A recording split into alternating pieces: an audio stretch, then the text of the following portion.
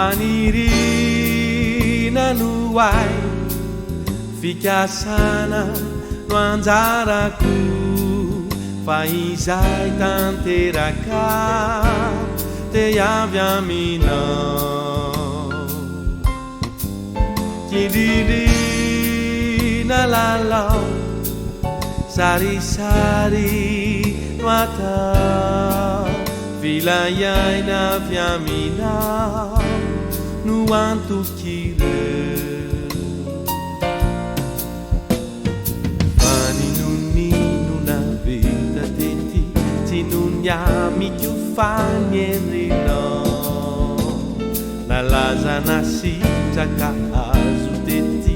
efa taratry ilay endrikao Fasitraka no natohizao ay ka isaorako ny anaranao Ny fitiavanao no natohizay ay ny voninahitra eo anao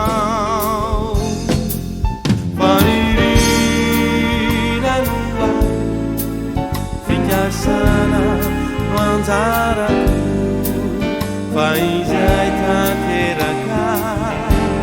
te avy aminao Kindirina lalao sarisary no atao Vilayaina avy aminao no antokireo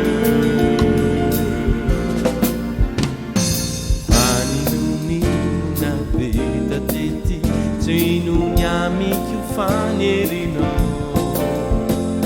Nalaza nasitraka azo tety efa taratry ilay endrikao Fasitraka no natohizao ay ka isaorako ny anaranao Ny fitiavanao no natohizay ay ny voninahitra eo anao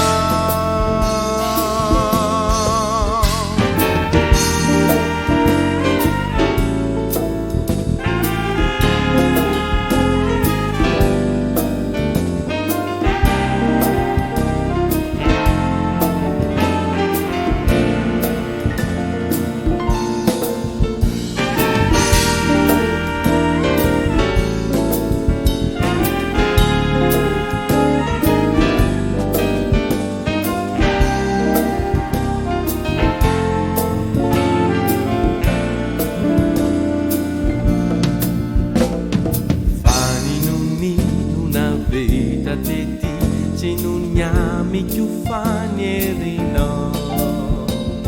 Nalaza nasisaka azo tety efa taratry ilay endrikao Fasitraka no natohizao ay ka isaorako ny anaranao Ny fitiavanao no natohizay ay ny voninahitra eo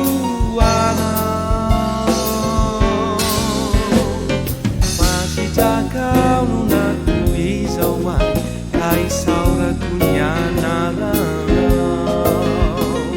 Ny fitiavanao no natohizay ay ny voninahitra eo